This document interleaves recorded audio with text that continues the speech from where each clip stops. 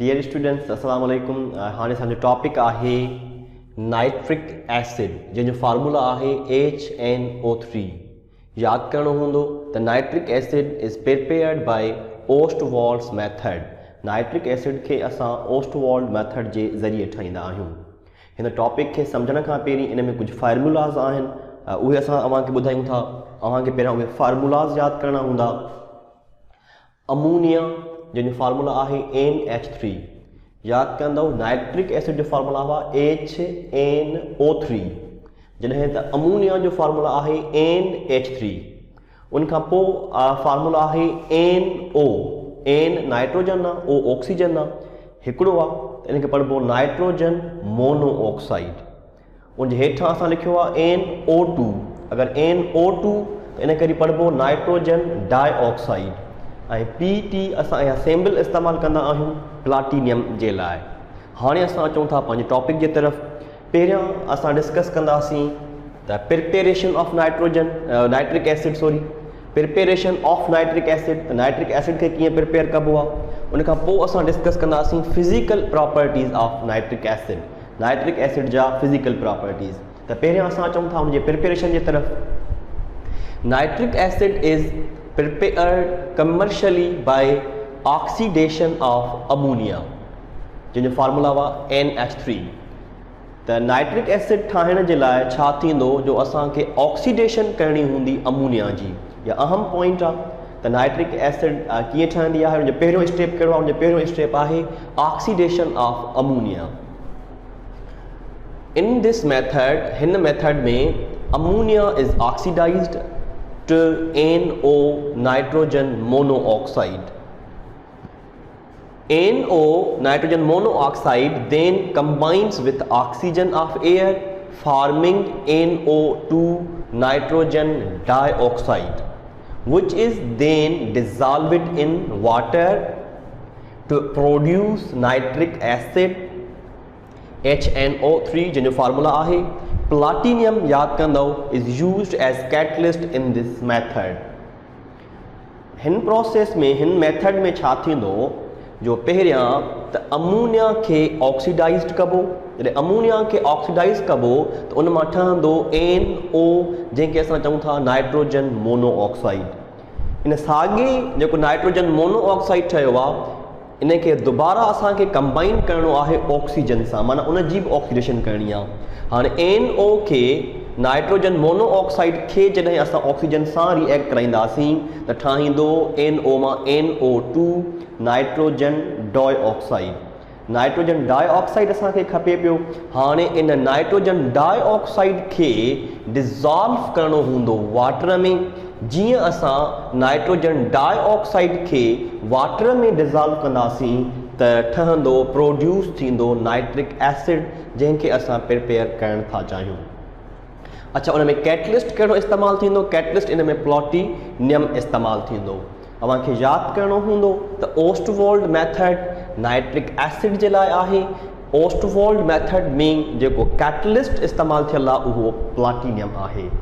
हाणे असां इनखे इक्वेशन जे फॉर्म में लिखियो आहे, जंहिंखे असां दुबारा सम्झूंसि था। ही असांजो अमोनिया आहे, जंहिंखे असां ऑक्सीजन सां रिएक्ट कराए रहिया आहियूं। इन जा 4 मोल्स आहिनि। ऑक्सीजन सां रिएक्ट कराइण जो मतिलबु इहो आहे त असां ऑक्सीडेशन कई आहे कंहिंजी ऑफ अमोनिया।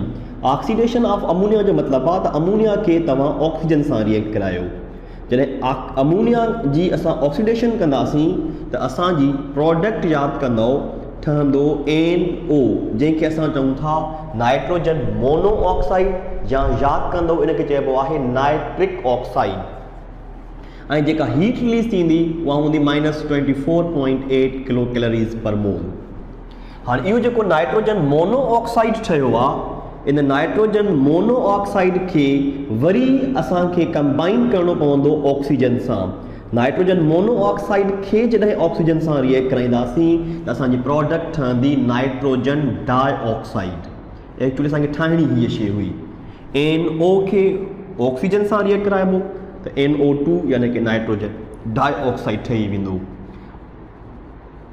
हाणे हिन नाइट्रोजन डाइऑक्साइड खे NO2 खे जॾहिं वाटर में डिज़ॉल्व कराइबो H2O में डिज़ॉल्व कराइबो त नाइट्रोजन डाइऑक्साइड कन्वर्ट थी वेंदो असां जेको ठाहिणु चाहियूं था नाइट्रिक एसिड में।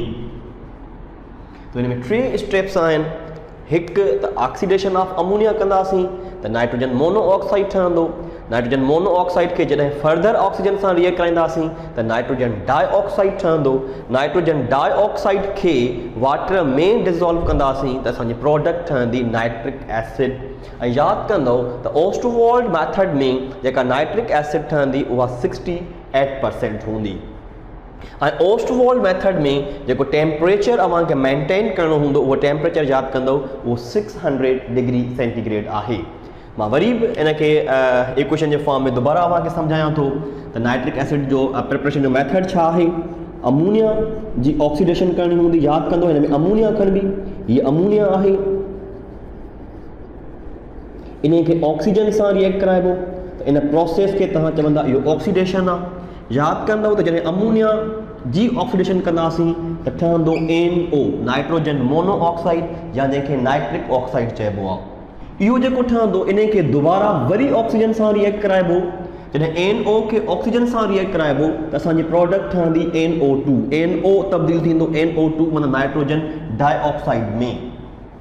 हाणे जॾहिं नाइट्रोजन डाइऑक्साइड खे डिज़ॉल्व कंदासीं असां कंहिंमें वाटर में त यादि कंदव नाइट्रोजन डाइऑक्साइड खे जॾहिं वाटर में डिज़ॉल्व कंदव त तव्हांजी प्रोडक्ट ठहंदी HNO3 that means nitric acid जेको असां ठाहिणु चाहियूं था।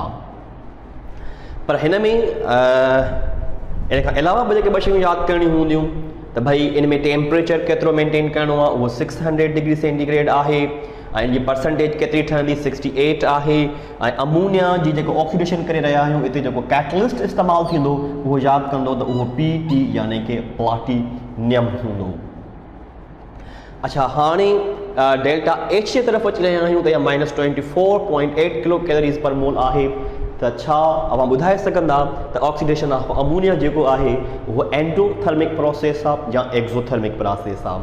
जेकॾहिं डेल्टा H या माइनस में ॾिनल आहे त यादि कंदव त इहो जेको प्रोसेस आहे ओस्टवॉल्ड मेथड में जेको नाइट्रिक एसिड जे प्रिपेरेशन जे लाइ उहो जेको प्रोसेस आहे उहो एक्सोथर्मिक आहे। त हाणे असां अचूं था नाइट्रिक एसिड जे फिज़िकल प्रॉपर्टीज़ जे तरफ़। त physical properties of nitric acid. Nitric acid is colorless, fuming liquid with choking smell and has sour taste. Fumes खे असां fuming कयो आहे। जंहिंमां fumes निकिरंदा आहिनि असां उनखे चवंदा आहियूं fuming।